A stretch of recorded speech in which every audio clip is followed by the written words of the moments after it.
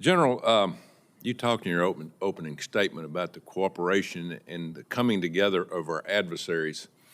What do we need to do, and what do you need to do for the next 3 or 4 years to protect our country from those coalitions that are coming together, possibly for a threat to us?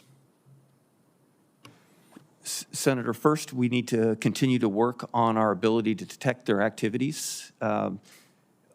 Not only are they working together, but even independently, they're increasing their own capabilities, and they can affect us from further ranges than they could in years past individually, and certainly combined, that just magnifies that challenge. And so our ability to detect them from all domains, undersea, all the way to space, is the first, so we can watch what they're doing and have awareness of what they're doing. And then after that is just presence, not only with the U.S. Forces, but within our command, anything that we can do with the Canadian forces to show that we can, one, detect them, and two, respond to them in order to deter their activities would be the second emphasis that I have. That's the other question I want to ask you. As we speak, how's our working relationship with our Canadian partners up north? Senator, on a military-to-military basis, it's outstanding. NORAD is a binational command, and so they're partnered with the United States at every level of the command. And we talked earlier about the first time ever the Chinese and the Russians flew together in the Arctic. Our intercept of that was with U.S. and Canadian fighters that were completely integrated.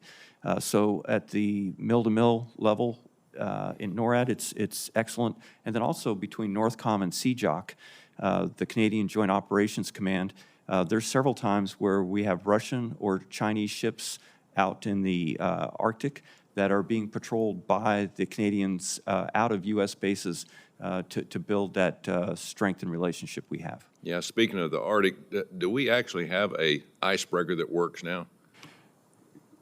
The Coast Guard has one that is was just repaired, but unfortunately it was out of service for a period of time over the last few months. Yeah, we obviously need to add to that, I would imagine. Sure. Admiral, you and I talked about cell drones, which were made in my great state of Alabama, and can you give us, this group, a kind of a rundown of what you think about cell drones, your experience and the need probably for more all over the world? We have them in the Indo-Pacific and we have them in the Caribbean. And your experience with cell drones? Yes, Senator. Over the last couple of years, we've seen a decrement in Navy assets in the region. And one thing that Navy has done with this new hybrid fleet out of NAV South, we've been able to incorporate cell drones into our mission sets. They provide great domain awareness, and right now we're doing an Operation Southern Spear, where at this point we'll have cell drones in the Caribbean and in the Eastern Pacific, along with other unmanned assets to counter the drug fight. Right, so it gives me more maritime domain awareness, and it helps our partners as well, because we're trying to bring them into this piece, and so they have a better understanding. One thing our partners continue to ask for is domain awareness, intel sharing. So again, having those assets in the region for a lack of other assets is making a difference for me. Used for what main reason are they used for as we speak? For drug runners? So right now it's maritime domain awareness, so overall surveillance, right? So they actually have the capability to patch back to our MOC, a Maritime Operations Center in NAV South. So again, they can pick up contacts and it completes the picture, right? And the information can sell. So if you spread these assets out, they can cover more domain as opposed to just one ship.